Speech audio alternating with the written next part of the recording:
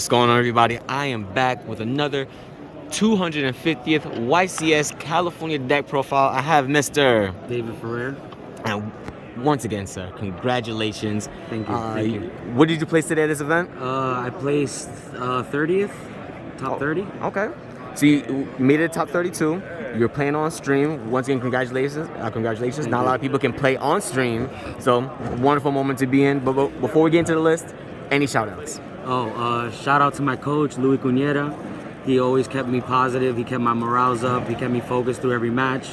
All the homies back in where I'm from in Miami, Jamil, Abed, Cheech, all you guys got me right for the tournament, play testing, different decks. You guys have everything, so they kept me right.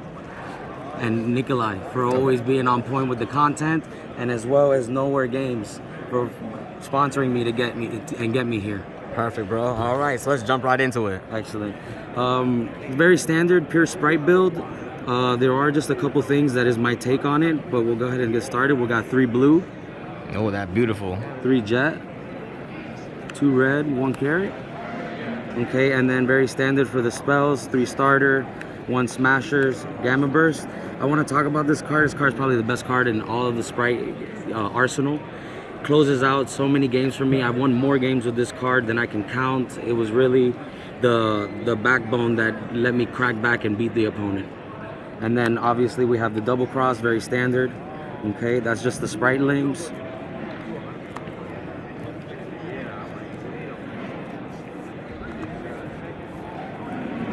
Continuing on with the engines, we do have the 3 Nimble Beaver and 2 Angler, very standard. I chose to play this engine as well as supplementary because it's only 4 cards and it really does a lot. I mean, the Dark Beckoning Beast won me so many games, being able to play around the Rise Heart, using enemy controller, being able to continue to make board, make an early Djinn Buster if I open this in blue. This card is super versatile. It's a 1-card Toad, and as you can see, we're playing the Toad package. We're playing 1 swap, 1 dupe, and the Testudo Newman. This card, insane. Against Kashtira, auto scoop, branded, auto scoop. This is the card that carried me all the way to the top spot that I'm in right now, that I was in.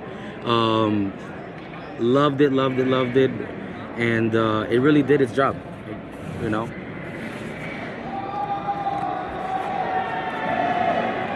Now we're gonna go into some of the non-engine cards. I played Triple Fenrir. This card, last format, really showed out. This format, I'm not too convinced about it anymore. I would say that every matchup, I went ahead and sided it out for other hand traps, things that gave me more utility to stay effective in the game. Literally siding it out every match. I used it probably 1 time as link material to go into sprint when I bricked or when I got ashed on starter. So this is up for debate. Aside from the Fenrir, we have 3 Ash Blossoms for non-engine, 3 Imperm, and we're also playing the 3 enemy controllers with the 2 tactics. This card kills in the mirror match. It is overperforms enemy controller. I don't know how many times I double enemy controllered my opponent, and just being able to take, and then go for blood after that through Gamma Burst really streamlined the deck and the strategy to be able to overcome nearly any board. I was able to play around in a Rise Heart just by simply summoning the Beckoning Beast. When they go a Rise Heart to target to banish, you could just econ to take the Rise Heart. On resolution, a Rise Heart will attach a card that's banished. You can actually attach this back to it, and then from there continue your play through Zeus. And then once you Zeus the board, this will get back in the graveyard to be able to continue to use the engine as it's built to be used. So that was really good. Enemy controller overperformed. Tactics was great. All these cards I would continue to play, minus the Fenrir. I may play a second carrot and another one of. But yeah, that's the main deck right there. Going into the extra deck. The extra deck I felt was almost standard, but obviously you have to account for the format. We have 2 Zeus, okay, as well as we have 2 Gigantic, and then 2 Spring. against the Kashtira, smart Kashtira player would take this away from you. So maybe in the future, a third gigantic is appropriate. Aside from that, we're playing the Toad package, utilizing the Reaperdocus. I was playing Bujin previously, but this card is just so much more generic. This card, you're able to bounce the Swap Frog back to your hand to then discard Angler if you drop Angler. So it makes the plays a lot more smooth line. And then obviously Toad is the kingpin of the deck.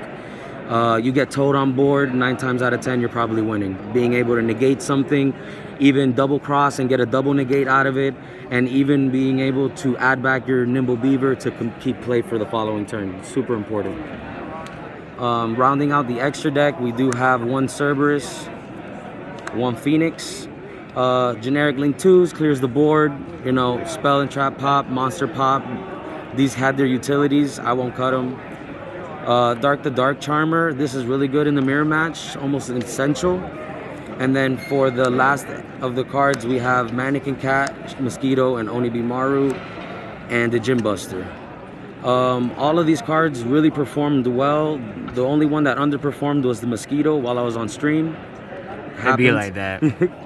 He flipped the thing and made it 800 less, and I was like, oh wow, I can't kill him. The math now becomes off. He was like, ah. Yeah. So then, but yeah, the Gym Buster is amazing. Opening up Dark Beckoning Beast and blue, you can make the Gym Buster and then still go full combo. And yeah, that's the lineup for the extra deck.